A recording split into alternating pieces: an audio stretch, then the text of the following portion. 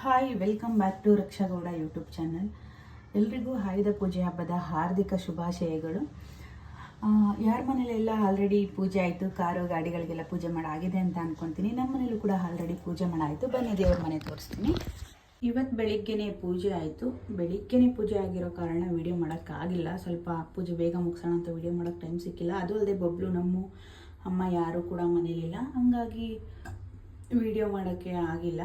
ಎಲ್ರಿಗೂ ವಿಜಯದಶಮಿ, ಆಯುಧ ಪೂಜೆ, ನಾಡ ಹಬ್ಬ, ದಸರಾದ ಶುಭಾಶಯಗಳು. ಎಲ್ರಿಗೂ ತಾಯಿ ಚಾಮುಂಡೇಶ್ವರಿ ಒಳ್ಳೇದು ಮಾಡಲಿ, ಆಯುಸ್ಸು, ಆರೋಗ್ಯ, ವಿದ್ಯೆ, ಬುದ್ಧಿ, ಸಿರಿ ಸಂಪತ್ತು ಕೊಟ್ಟು ಕಾಪಾಡಲಿ.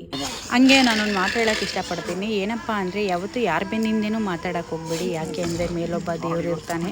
ನೀವೊಬ್ಬರ ಬಗ್ಗೆ ಮಾತಾಡಿದ್ರೆ ನಿಮ್ಮ ಬಗ್ಗೆ 14 ಜನ ಮಾತಾಡ್ತಿರ್ತಾರೆ ಅನ್ನೋದನ್ನ ಮಾತ್ರ ಮರಿಬೇಡಿ.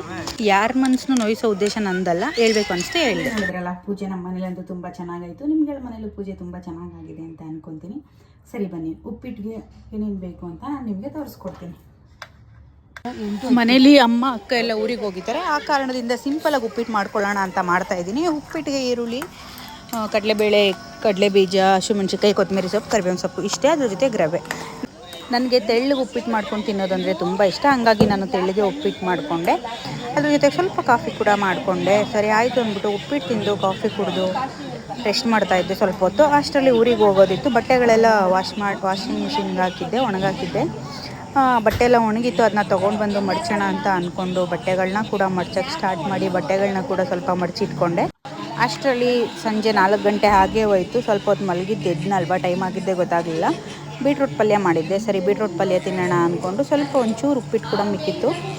ಉಪ್ಪಿಟ್ಟು ತಿನ್ನೋಕ್ಕಾಗಿಲ್ಲ ಯಾಕೋ. ಬೀಟ್ರೂಟ್ ಪಲ್ಯ ತಿನ್ನೋಣ ಅಂದ್ಬಿಟ್ಟು ಬೀಟ್ರೂಟ್ ಪಲ್ಯನೂ ಕೂಡ ತಿಂದ್ಕೊಂಡೆ. ಬೀಟ್ರೂಟ್ ಪಲ್ಯ ತಿನ್ನೋದ್ರಿಂದ ನಮ್ಮ ಬ್ಲಡ್ ಸರ್ಕ್ಯುಲೇಷನ್ ತುಂಬ ಚೆನ್ನಾಗಿರುತ್ತೆ. ಅದಾದಮೇಲೆ ರೆಡಿಯಾಗಿ ಊರ ಕಡೆ ಹೊರಟೇ ಬಿಟ್ವಿ. ತುಂಬ ಚೆನ್ನಾಗಿತ್ತು ವೆದರು. ಸಂಜೆ ಟೈಮ್ ಬೇರೆ ಅಲ್ವಾ, ನೋಡೋದಕ್ಕೆ 2 ಕಣ್ಣು ಸಾಗ್ತಾ ಇರಲಿಲ್ಲ.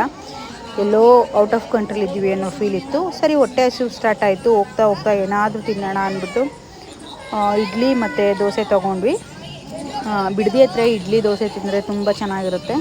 ಇಡ್ಲಿ ಮತ್ತು ಮಸಾಲೆ ದೋಸೆ ಎರಡೂ ಕೂಡ ತೊಗೊಂಡು ತಿಂದ್ವಿ. ಅಷ್ಟರಲ್ಲಿ ಟೈಮು 6:30-7 ಗಂಟೆ ಆಗೇ ಹೋಯಿತು.